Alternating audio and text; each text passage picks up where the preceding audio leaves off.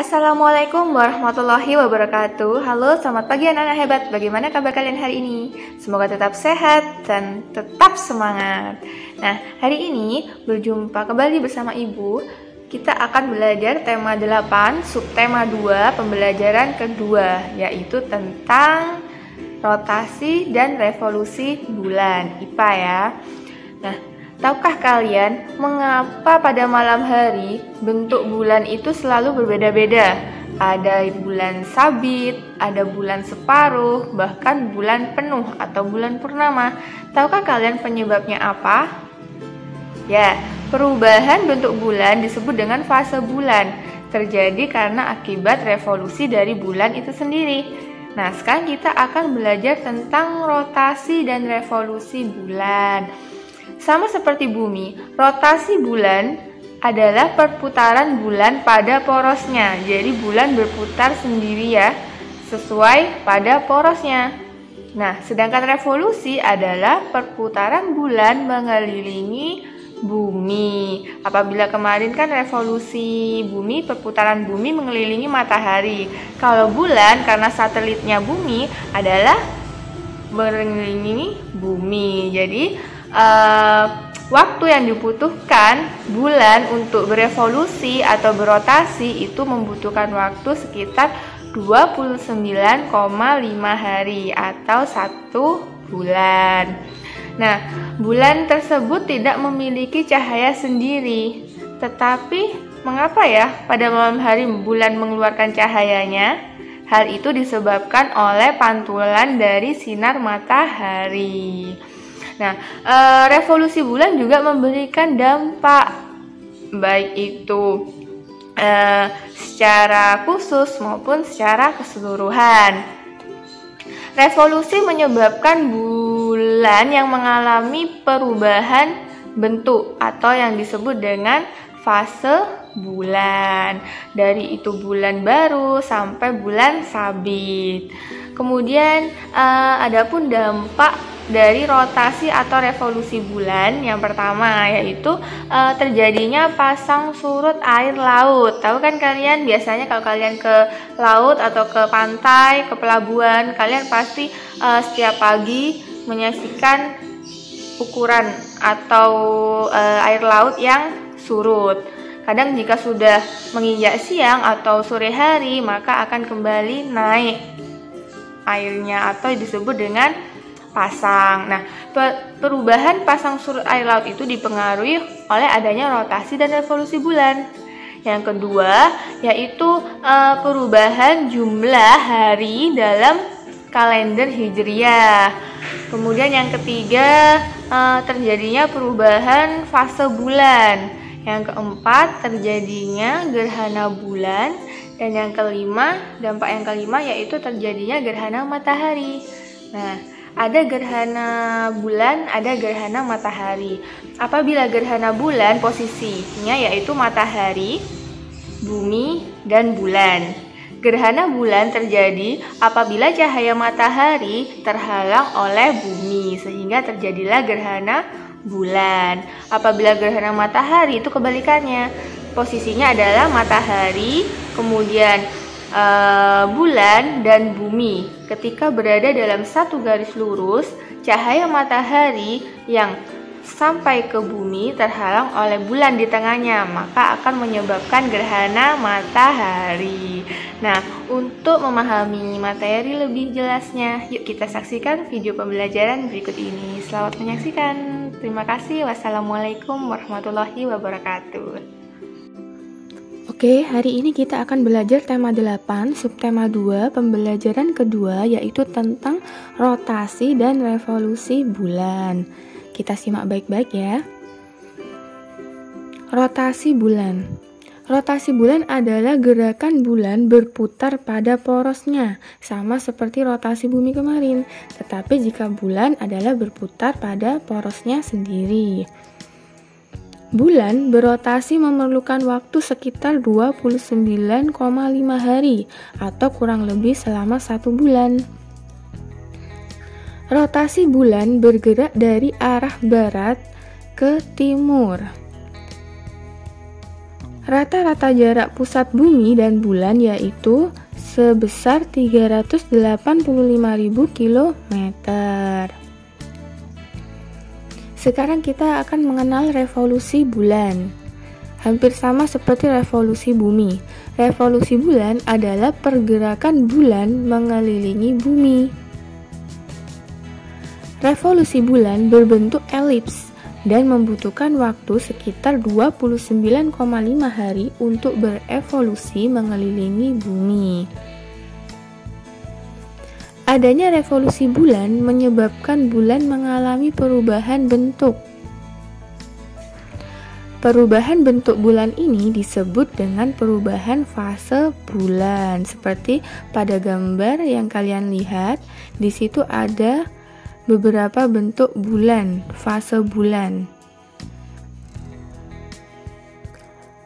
Dampak rotasi dan revolusi bulan. Yang pertama adalah terjadinya pasang dan surut air laut. Yang kedua, perubahan jumlah hari dalam kalender Hijriyah. Yang ketiga, perubahan fase bulan. Dan yang keempat, terjadinya gerhana bulan. Dan yang kelima, terjadinya gerhana matahari. Terjadinya pasang dan surut air laut. Nah, seperti pada gambar yang kalian lihat, pasang surut adalah naik atau turunnya permukaan air laut yang disebabkan oleh pengaruh gaya gravitasi bulan dan matahari. Ada 3 sumber gaya yang saling berinteraksi, yaitu antara laut, matahari, dan bulan.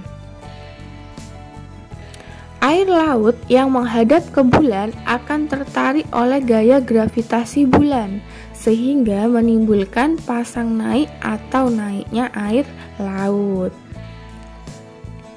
Sebaliknya, jika air laut yang membelakangi posisi bulan akan mengalami pasang surut atau surutnya air laut. Kemudian yang kedua, kita akan membahas tentang perubahan jumlah hari dalam kalender Hijriyah. Nah, di sini ada tabel yang memperlihatkan perbedaan antara kalender Masehi dengan kalender Hijriyah.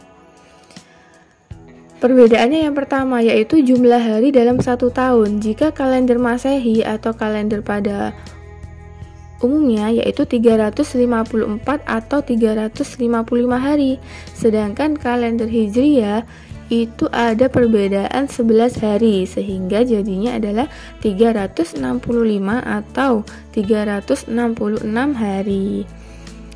Dasar perhitungannya, jika kalender Masehi dihitung yaitu karena adanya perubahan atau terjadinya revolusi bumi, sedangkan kalender Hijriyah dihitung karena terjadinya revolusi bulan. Nama lain dari kalender Masehi yaitu Syamsiah, sedangkan nama lain dari kalender Hijriyah adalah Qamariyah. Kalender Hijriyah atau kalender Qamariyah adalah kalender yang ditentukan berdasarkan revolusi bulan. Kalender Hijriyah memiliki waktu yang lebih cepat yaitu 11 hari dari kalender Masehi. Nah, beberapa hari besar umat Islam akan mengalami perubahan 11 hari lebih cepat setiap tahunnya. Kemudian yang ketiga, kita akan membahas tentang perubahan fase bulan. Ada 8 fase bulan seperti yang kalian lihat pada gambar. Nah, rotasi dan revolusi bulan menyebabkan perubahan bentuk penampakan bulan. Fase bulan terjadi selama 1 bulan penuh. Fase bulan pertama disebut dengan bulan baru atau new moon. Yang keempat, terjadinya gerhana bulan. Nah, di sini ada gambar ya, skema gerhana bulan. Gerhana merupakan fenomena alam yang menakjubkan. Gerhana terjadi ketika bayangan yang dibentuk oleh bulan, bumi, dan matahari berada pada satu garis lurus. Gerhana bulan terjadi saat sebagian atau keseluruhan penampang bulan tertutup oleh bayangan bumi. Itu terjadi bila bumi berada di antara matahari dan bulan pada satu garis lurus yang sama, sehingga sinar matahari tidak dapat mencapai bulan karena terhalangi oleh bumi yang berada di tengah-tengah. Sekarang gerhana matahari. Gerhana matahari seperti pada gambar yang kalian lihat. Gerhana matahari terjadi ketika posisi bulan terletak di antara bumi dan matahari. Jadi posisi bulan ada di tengah-tengah ya, sehingga terlihat menutup sebagian atau seluruh cahaya matahari di langit bumi. Nah, pada saat terjadi gerhana matahari, posisi bayangan umbra dan penumbra bulan adalah dalam bayangan matahari.